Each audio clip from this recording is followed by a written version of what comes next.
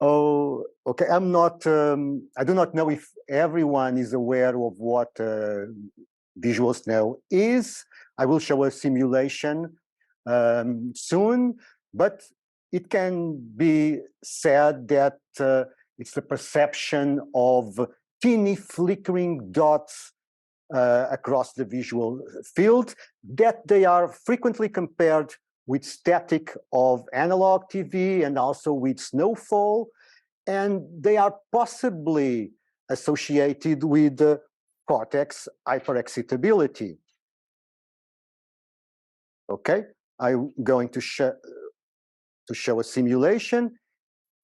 Can you see the dots of light appearing, resembling the noise of analog television? Okay, this is a simulation of what visual snow is. It must be said that it does not interfere with visual acuity.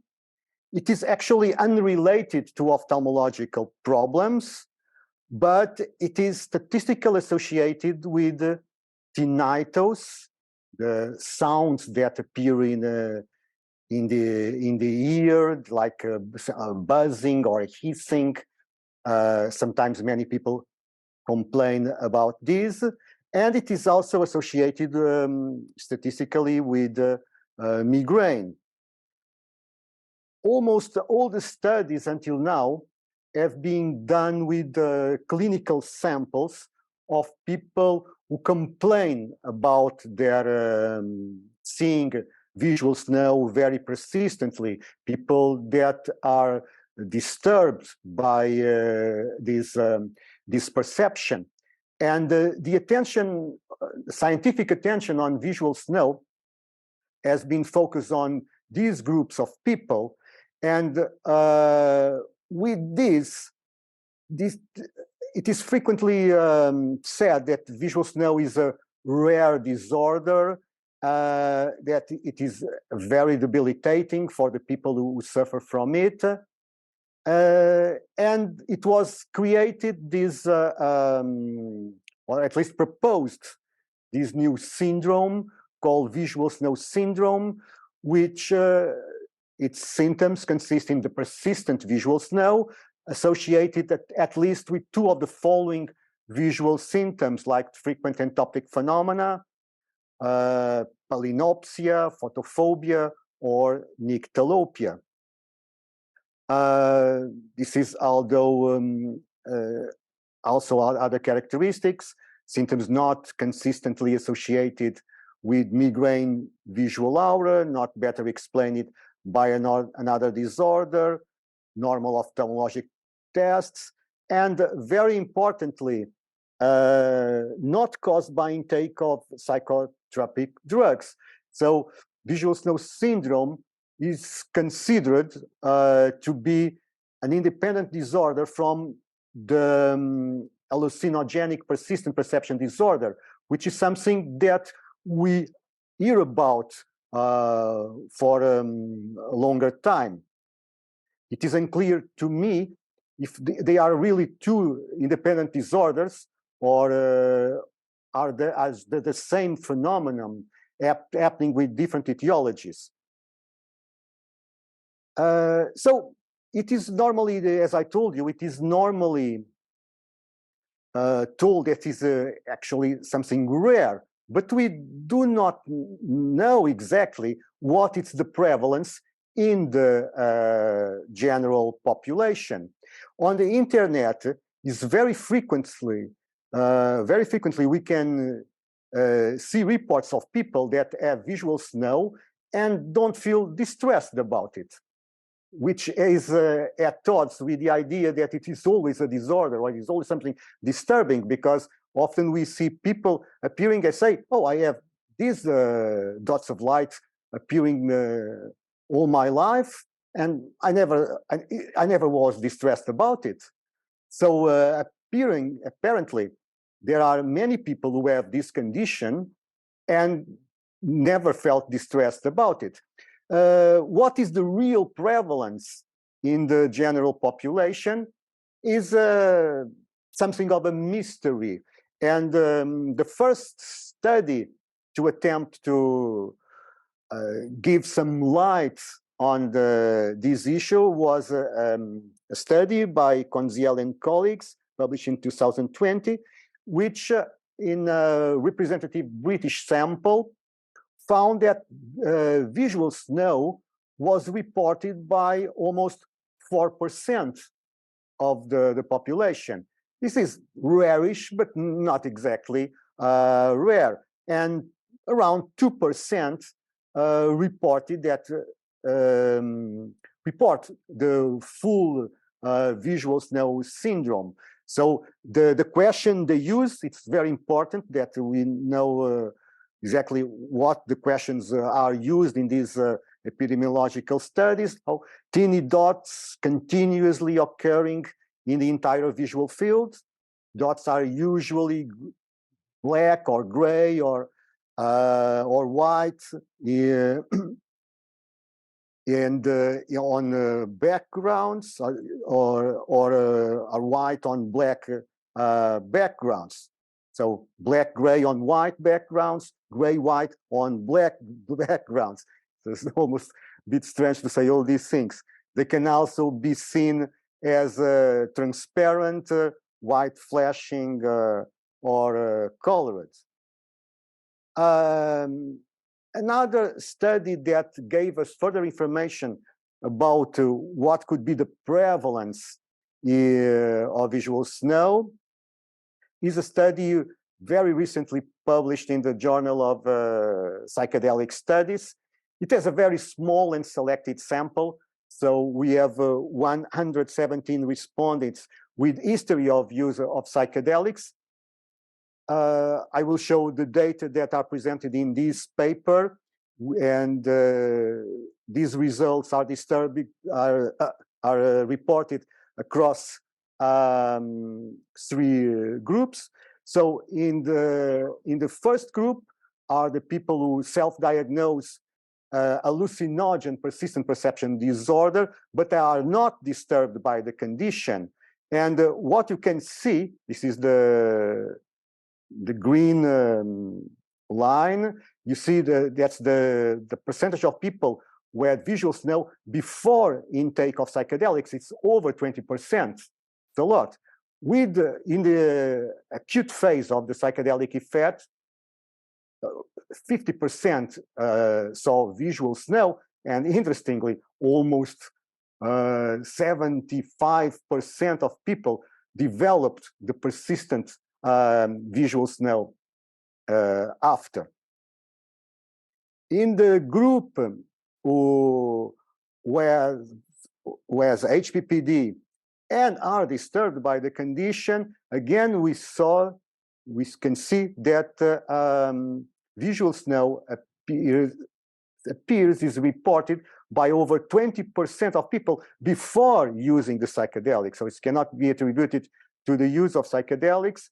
And 30% start seeing it in the acute intoxication, and more than 80% developed this perception.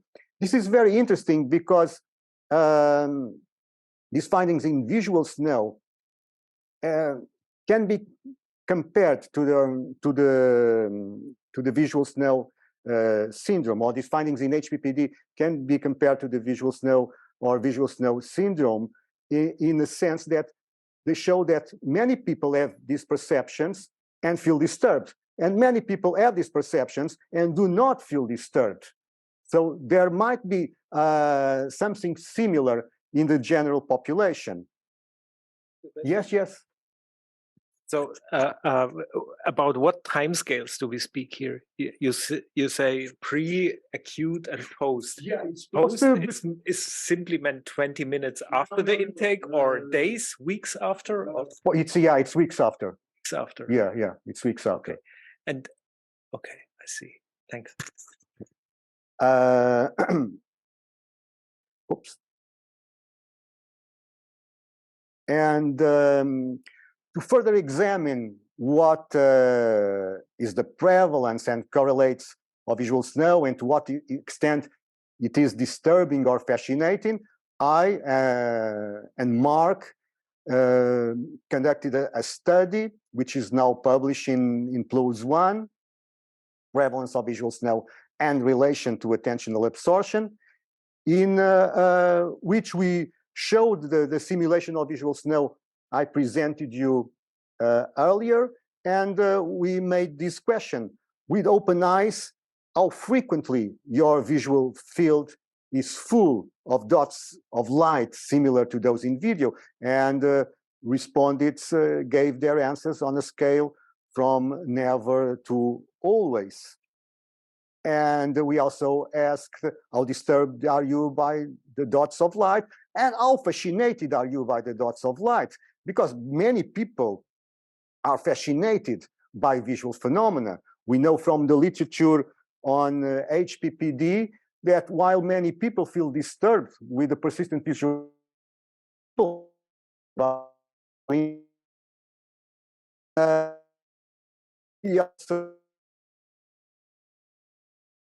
how frequently do you hear ringing, buzzing, hissing sound, or other sounds that do? Oh, I'm sorry, there's a lapse here.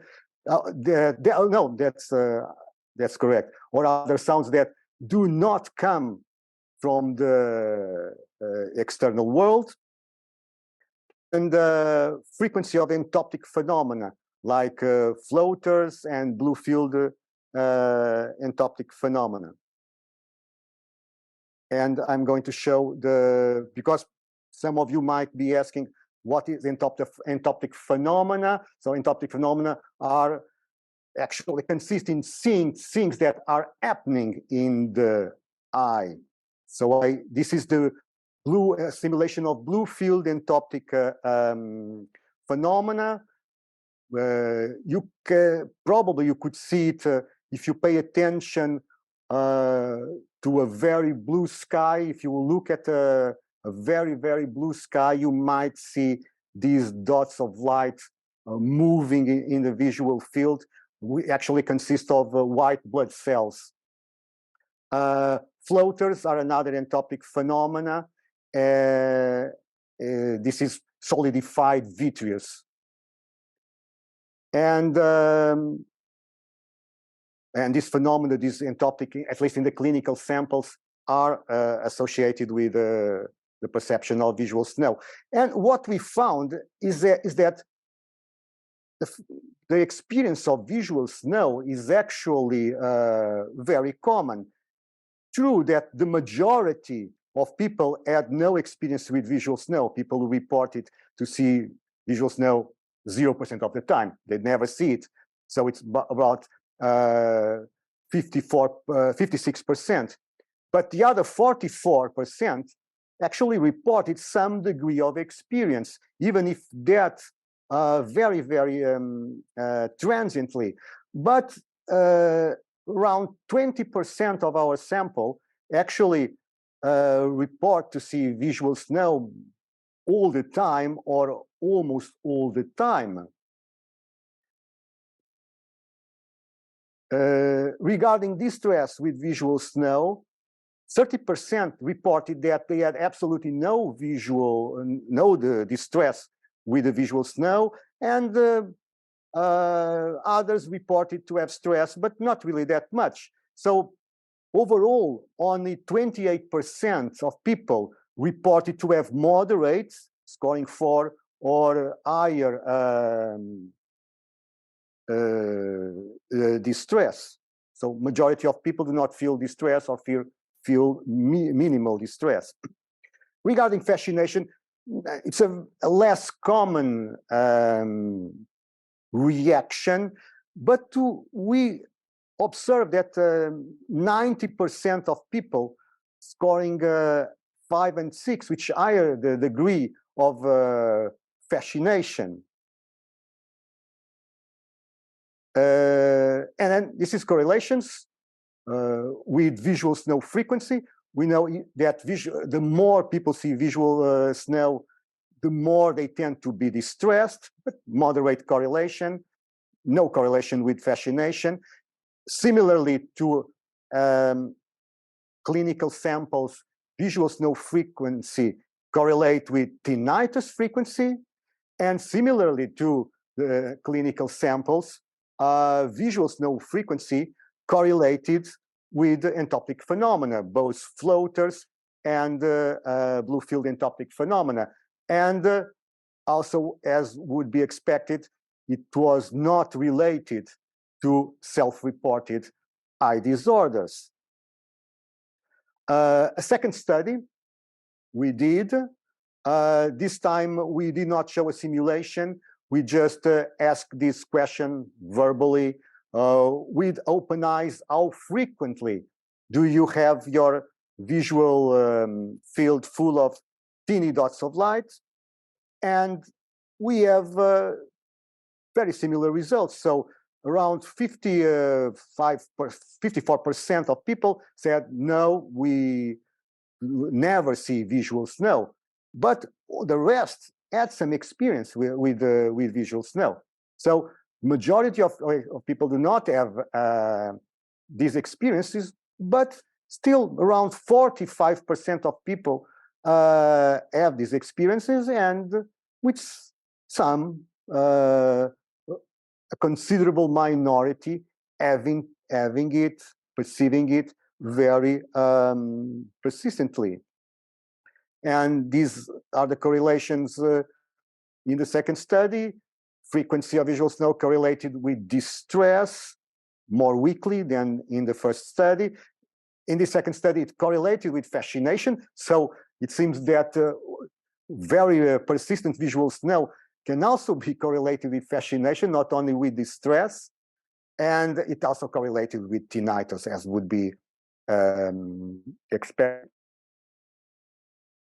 Say to questions about distress and fascination regarding tinnitus. Often we think that tinnitus is always distressful, but in fact, most of the people who report tinnitus do not feel distressed about it. And a small minority even feel fascinated about it. And in this second study, again, we did not report any association between visual snow frequency and eye disorders. We did a third study, and this time we asked, how frequently do you see the world full of teeny dots of light? And again, replicated that just 56% of people never see it. Again, these numbers are very, very similar. So the majority of people do not experience this, but there are not really that great majority. So around 45% of people have some experience with some seeing it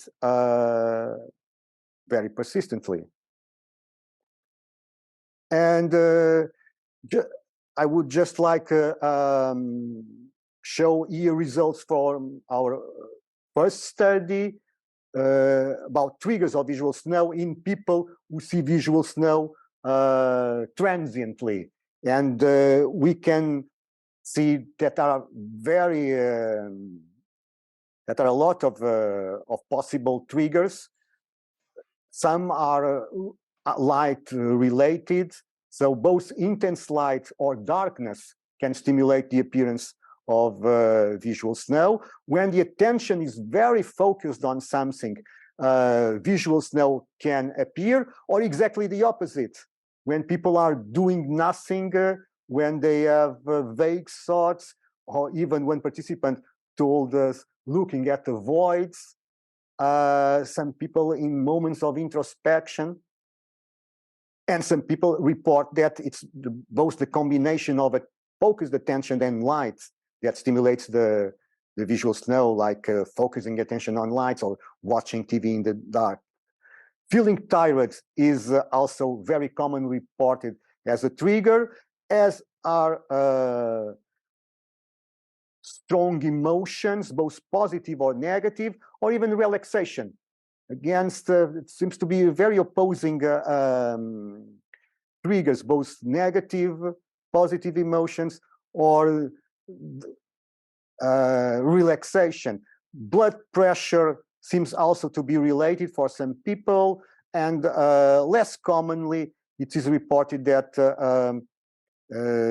something related to the eye, like pressure on the eyes and focusing the eyes, can lead to visual snow, pain, and migraine attacks. In this non-clinical sample, very few people reported that migraine attacks are a trigger. And one question that can be asked is if visual snow is related to trait absorption. I will soon explain why we think this is possible, but just to begin with, what is trait absorption or absorbed attention?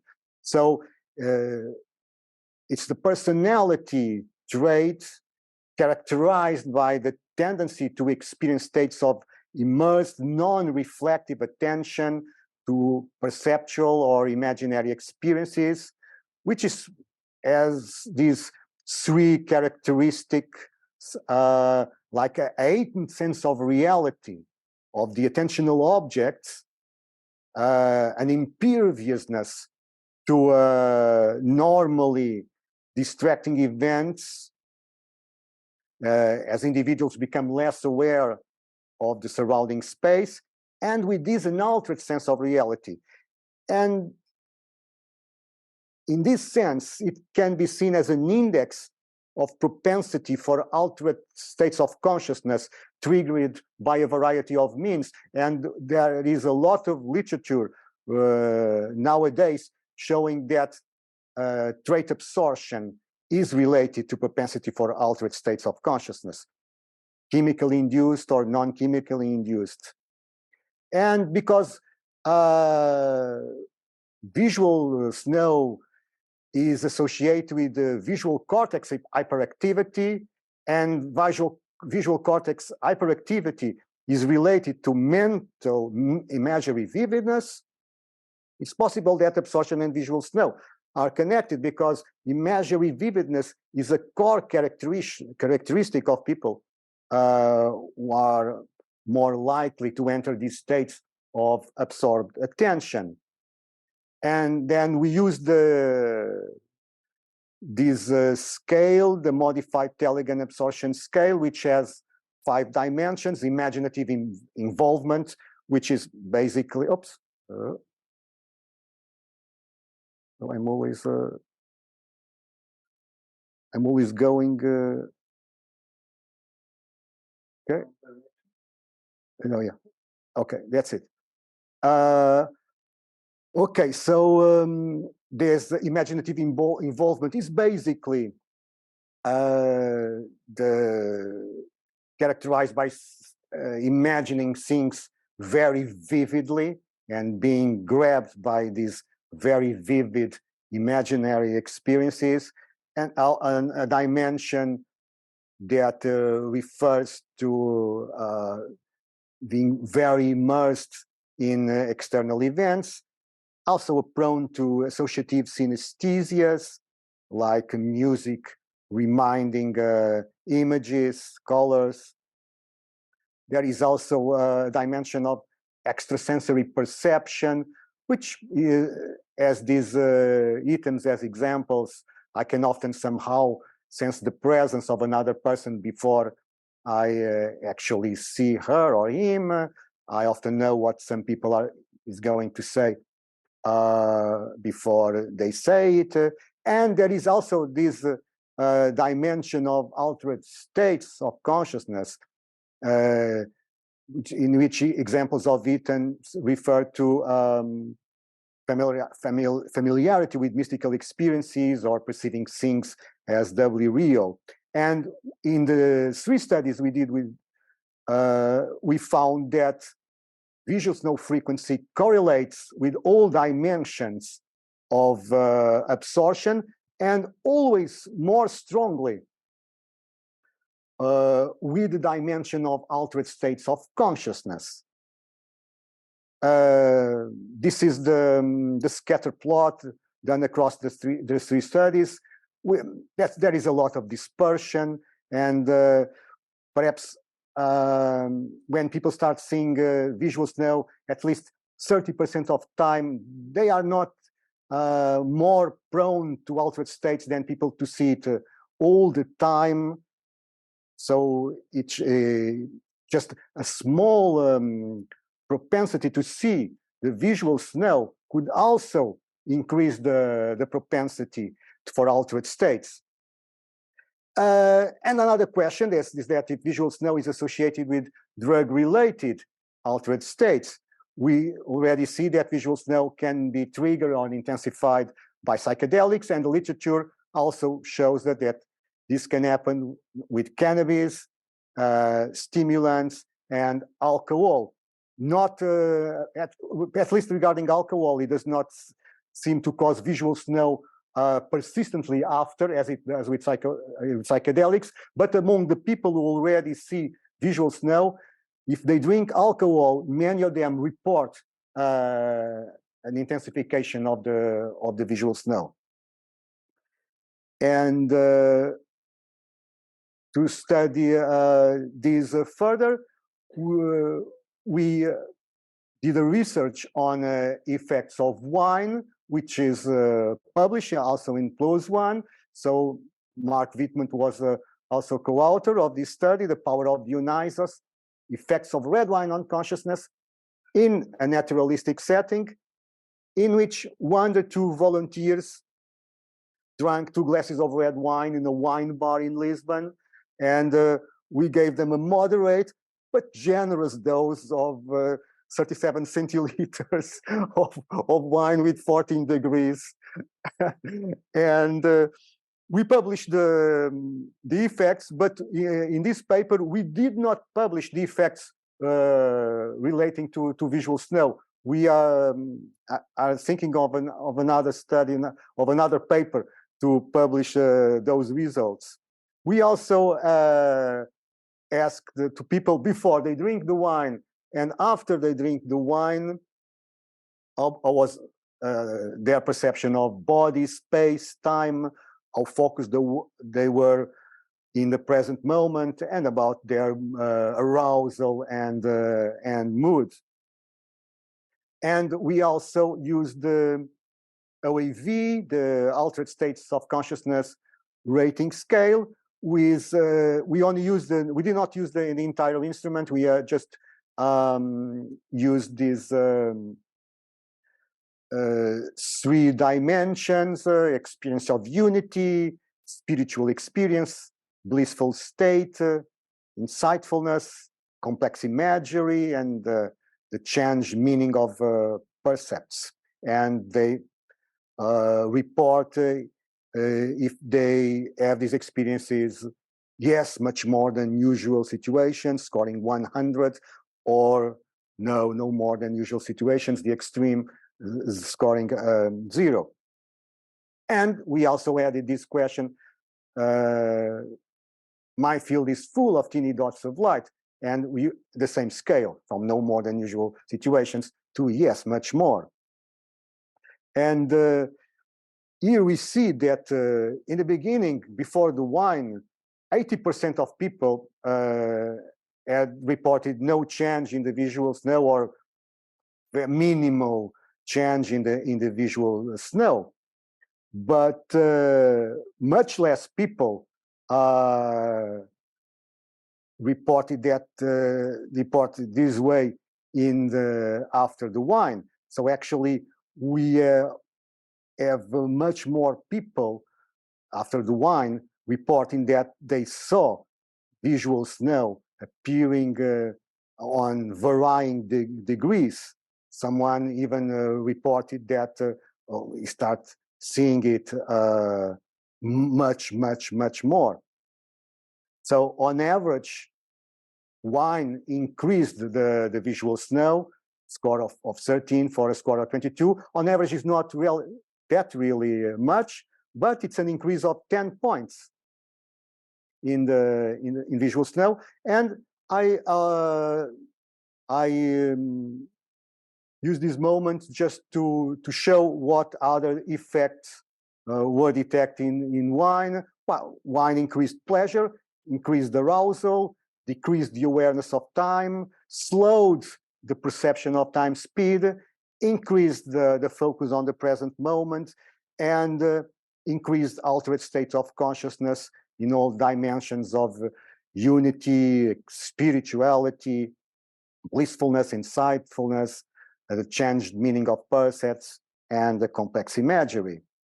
And now this is the correlations between changes in visual snow and changes in altered states, and we see that visual snow correlates with changes in all dimensions of altered states assessed by the OAV. A second study with wine, this time with port wine. We have the paper in preparation. This time in a wine bar in Lisbon. 37 volunteers drank 2 glasses of port wine, and while other 37 drank water. We had to pay 10 euros to these participants to encourage them to be in a wine bar drinking water. The volunteers for the port wine appeared for free. And okay, and we did offer a moderate dose, this time a smaller amount of ethanol than in the previous study, 2 small glasses of port wine. And again, before the wine or the water, 95% of people reported that they were not seeing visual snow more than usual, or just minimally more than usual. But there were less people in these conditions after drinking the port wine. So many people saw an intensification of visual snow after the port wine. And we also have some just drinking water slightly made that some people started seeing visual snow. Here we have the table with the effects. So visual snow, the wine, okay, was increased after port wine, much more than after water, although on average there was an increase in the water. So condition. So for some people, just being relaxed in a wine bar, having water can be a trigger. But of course, wine increased much more the likelihood of visual snow appearing. Other effects we detected, with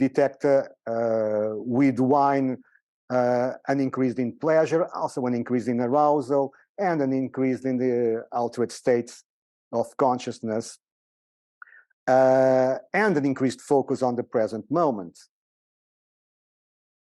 And again, we saw that the changes in visual snow, the appearance of visual snow correlated with increases in altered states of consciousness, with exception of the dimension of changed meaning of percepts. And about sex-related altered states of consciousness, I've been publishing some papers on these subjects. So what we do in this research is asking people to remember their last sexual activity with the partner, and then complete the altered states of consciousness rating scale. Sex can be a trigger of altered states of consciousness that is commonly dismissed, and it's a very common trigger of altered states, but there is not many studies about this topic. And what we saw in this study was had the same sample of is based on the same sample of study 1 that I showed you before, the first study that we did to assess the correlates and the prevalence of visual snow, in which you use the simulation of visual snow. So a subsample in this study reported their altered states on sex, and what we see is that their frequency of visual snow in everyday life correlated positively with the likelihood of altered states of consciousness triggered by sexual activity, although with weak correlations. But we see the correlation in experience of unity, spiritual experience, insightfulness, changed meaning of percepts, and complex imagery. But visual snow, the visual snow that people experience in everyday life, did not correlate with more traditional measures of sexual function as desire, arousal, satisfaction. So we saw that it is not because of increased arousal or satisfaction that people with visual snow had more altered states of consciousness. It goes through an independent means. And the second study I referred before, in which you studied the prevalence of visual snow. And in this study, also a subsample reported their altered states of consciousness triggered by sex. And again, the frequency of visual snow in everyday life correlated with altered states of consciousness triggered by sex, experience of unity, spiritual experience, a blissful state, insightfulness, not changed meaning of percepts and complex imagery in this sample. And again, we did not detect significant correlations between visual snow and desire, arousal, or satisfaction. Again, does not seem to be because of higher desire, arousal, or other aspects of sexual function that visual snow predisposes people to have altered states of consciousness triggered by sex. In conclusion, visual snow seems relatively common, not necessarily disturbing, and perhaps we can say that for people disturbed with the visual snow, learning to live with the condition might be a better option than looking for the ineffective medications, largely ineffective medications that exist nowadays, which are also full of side effects. And visual snow appears to be associated with some altered states of consciousness, which can be seen as some degree of benefit. And thank you very much for your attention. Thank you.